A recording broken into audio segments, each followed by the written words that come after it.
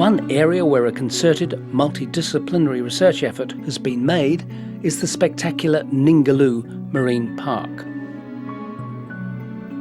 In terms of its global significance, I mean, it's definitely a biodiversity hotspot. The amount of endemicity, i.e. how special a place is increasing all the time.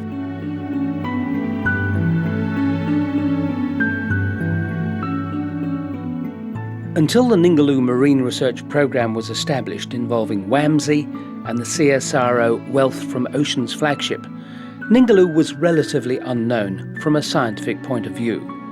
The 5-year programme has increased our understanding to equal that of the Great Barrier Reef. That Ningaloo is an extremely healthy area. I mean, it's still one of the most pristine areas in the world, and why wouldn't it be? I mean, it doesn't have major agricultural catchment. I mean, they're pastoral leases, so it doesn't have the sort of things that happen in the Great Barrier Reef, where you've got sugarcane farms, lots of fertilisers, big river, high rainfall, and it all washes into the nearshore waters of the Barrier Reef. That doesn't happen on Ningaloo. Ningaloo is backed by an arid environment.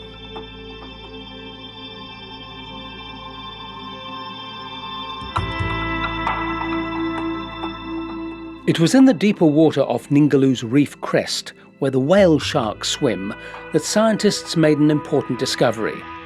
In a collaborative study with the Australian Institute of Marine Science, the Western Australia Museum and various universities, WAMSI project teams headed out for the first time to study the deepwater biodiversity of Ningaloo Reef. It was a voyage of discovery. Although it's been talked about for decades, no one had before got around to systematically sampling the deeper waters of Ningaloo Marine Park. One of the most spectacular findings of that work, when we combined the work of the museum, the work of the universities and AIMS, was this very clear finding that the biodiversity associated with Ningaloo isn't just the corals and the fish that we are familiar with on coral reefs, but in fact the deeper waters hold some world-class biodiversity, particularly associated with filter feeding communities such as sea fans and other soft corals, and most importantly sponges.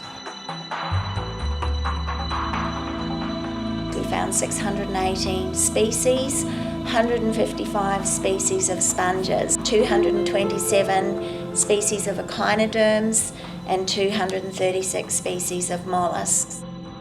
We found species in our study that hadn't been recorded from Australia before, species that had never been found in Western Australia, 15 new species of sea star, 3 new species of mollusks, and we think that probably half the species of sponges are new to science. We just haven't finished the taxonomy.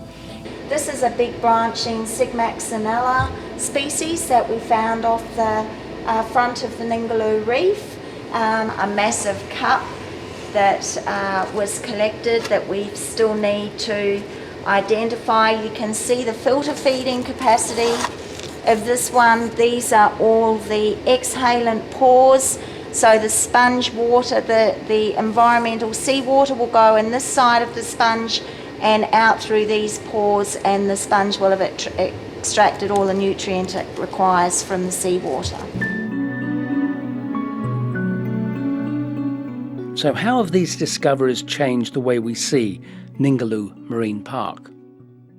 So we've now got a view that we need to be thinking about not just the corals and the coral reef fish, but the whole park as an integrated functional unit, and that the biodiversity values are particularly strong in species above and beyond the corals.